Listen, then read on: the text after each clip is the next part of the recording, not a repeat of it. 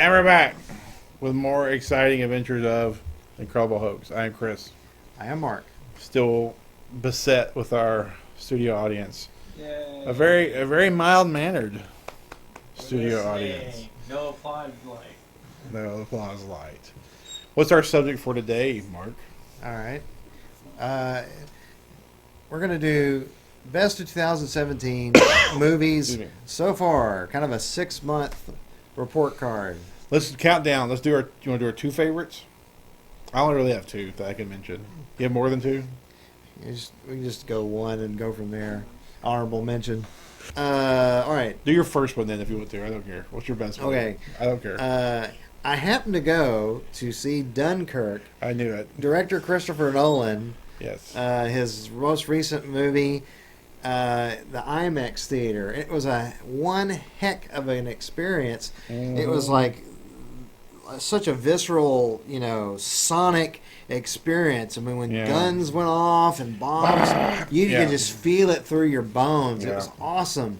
And half the movie was largely silent to the way it played out. It was the sound of machinery or the sound of boats or... It really was a tremendous experience. It was almost like someone said, okay, I'm going to take the first 25 minutes of Saving Private Ryan, and I'm going to make a 2-hour movie that is like that for 2 hours. But not bloody. But not bloody. But not bloody. So it was an incredible experience. I like also the fact that you have kind of an unseen enemy for most of the movie. Yeah. That was a really neat touch, too, because you feel like you don't know where they are, and that plays into the whole danger and so forth, and bullets going through boats. Yeah, the metal tang, tang, tang, and you're like, oh crap. So there's a lot of thrilling and tense situations too. So it's well acted, well directed. Cinematography is incredible. So nothing but just high praise. It's going to be nominated for Best Picture. Yeah, it's number 2 for me so far. It is probably going to win him Best Director. I don't know about Picture, but it feels like the type of movie that wins you Best Director. It's very complicated the way it's the format is done. Feels very realistic. There's only one shot in the movie that I thought was not realistic.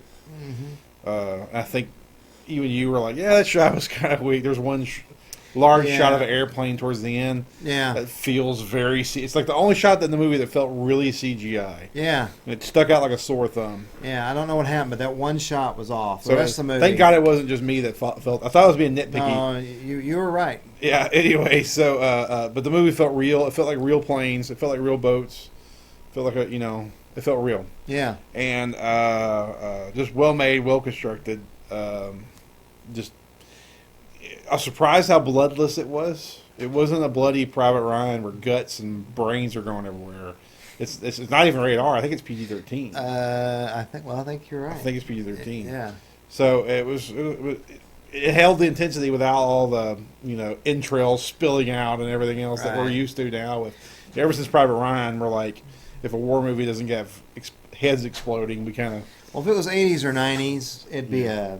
If it's a Paul Verhoeven movie, for example, there's just blood everywhere. Yeah.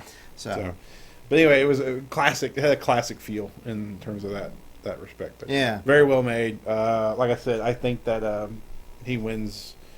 I can't imagine not winning Best Director. It's the kind of movie that you win Best Director for. Sure. I don't think it's the Best Picture, but it'll get nominated for sure. For sure. But it's a kind of movie that they like to give awards to too. But yeah, best so far. Your best. But best so far is hands down Kong Skull Island. Not even close. It's going to take a hell of a movie to beat Kong Skull Island for me. The best movie, what kind of movie does Chris like? See Kong Skull Island. That is a perfect movie. Perfect movie. It's action. It's got action sequences that actually have build up with payoff. Right. So sequences in the movie actually have a beginning, middle, and end within the movie. It's not like Michael Bay where just an explosion of shit and called action. Yeah, This and- is set up, execution, payoff. It's a very simple story. Both these movies, by the way, are under 2 hours, which is a godsend, especially this damn summer. Every movie this summer is 2 hours and 15 minutes minimum. And Dunkirk comes in at like a 145. Kong comes in like a 150, give or take. Mhm. So thank God. I mean, these are well told, economically told. Yeah. No bull crap, no dull moments, just lean movies.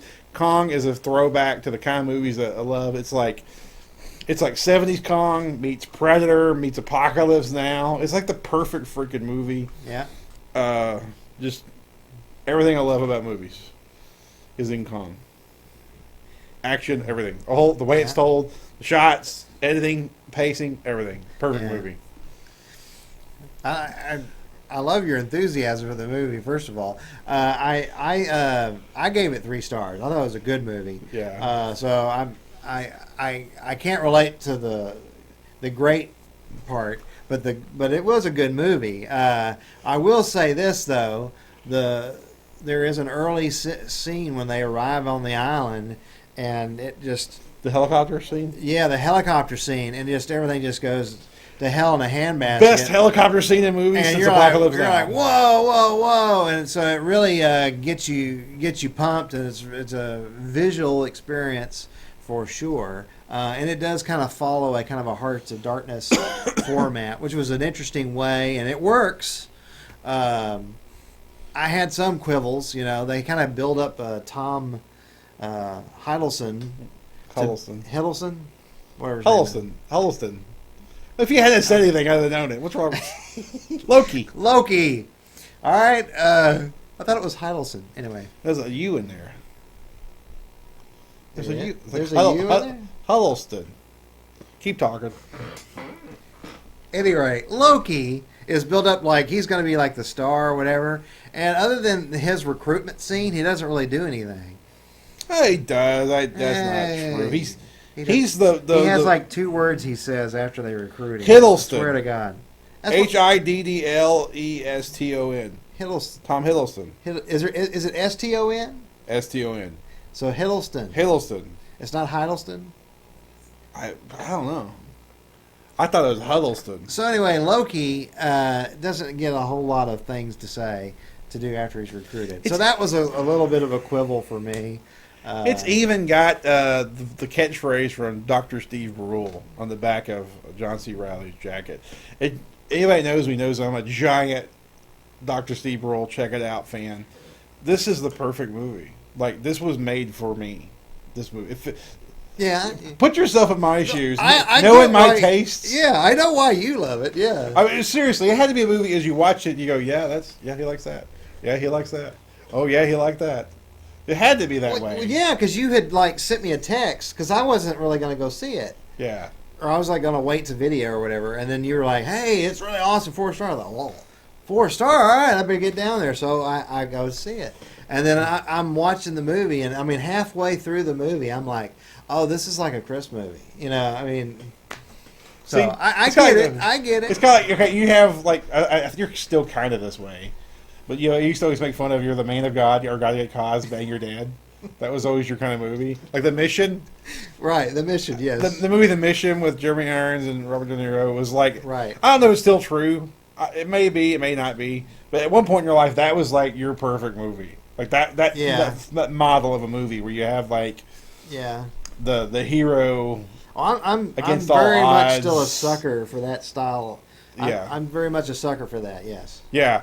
Well, anyway, so like that when I see one of those movies now, I'm like, okay, well, this is he's all over this. Right. So yeah, you had to have watched. Well, Kong. Rogue One, the movie Rogue One, I'm like kind of like ambivalent about it for the most part. I'm just like, And then they have the blind samurai, you just kept quoting over, gotta believe in the Force, believe in the Force, believe in the Force. And he's dodging bullets. And then anyone that knows me, like, this is a Mark moment. And it's like, it is. And sure enough, I got tears in my eyes. Oh, he's believing in the Force. And he runs through and bullets dodge him and all that. And he turns off the radar. And I'm like, oh, that's awesome. Yeah. That It's captures a Mark your moment. It's a Mark moment. Kong is just like a movie moment. When the helicopter sequence, about maybe just die. It was so awesome the first time I saw it. I'm just like screaming inside. The way it's edited, everything. I'm just screaming inside. Yeah. All right. Speaking of screaming inside, that's our best. You're so far. Do we have to say it too?